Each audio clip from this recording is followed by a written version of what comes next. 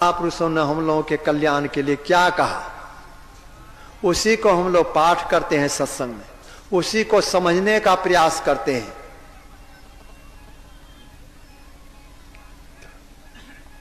इस सत्संग में भी बहुत लाभ, जैसा कि संत कबीर साहब ने कहा, इस सत्संग में लाभ बहुत है, तुरंत मिलावे गुरु से। इस सत्संग में, अभी जो सत्संग है यही सत्संग है। इस तरह से देखेंगे तो 3 श्रेणी का सत्संग हुआ।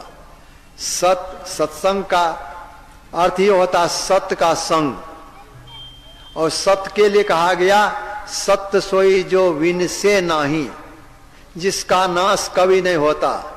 तो उसके संबंध में तो पहले ही कहा गया कि ऐसा एकमात्र ईश्वर परमात्मा है, उसका संग या 1 नंबर का संग, 1 नंबर का सत्संग।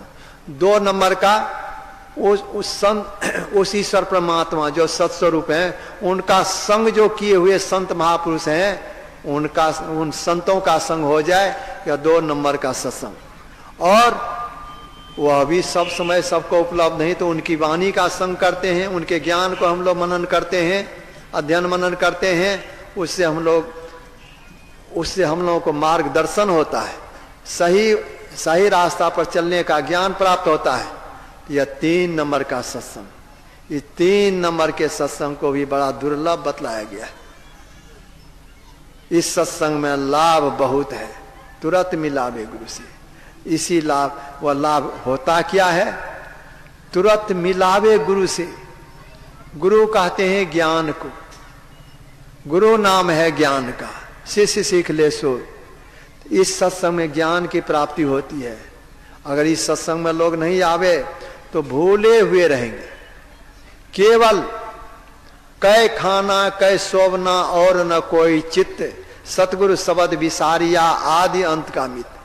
जो संतों के ज्ञान से विहीन रहते हैं, तो उनके सामने केवल कमाना खाना रहता है, संसार में भोग सामग्रियों को एकत्र करना और उन भोगों को भोगना, यही वे अपने जीवन का लक्ष्य मान बैठे रहते हैं। जब सत्संग में आते हैं तब होश होता है, तब मन में चेत होता है, यह मनुष्य शरीर परमात्मा ने हमें दिया है केवल इन भोगों को भोगने के लिए नहीं, बल्कि इसकी उपयोगिता है कि इसमें रहकर हम अपने आप को बंधन से मुक्त करें। वह बंधन है क्या? संत राधा स्वामी साहब ने कहा, बंधे तुम गाढ़े बंधन आन,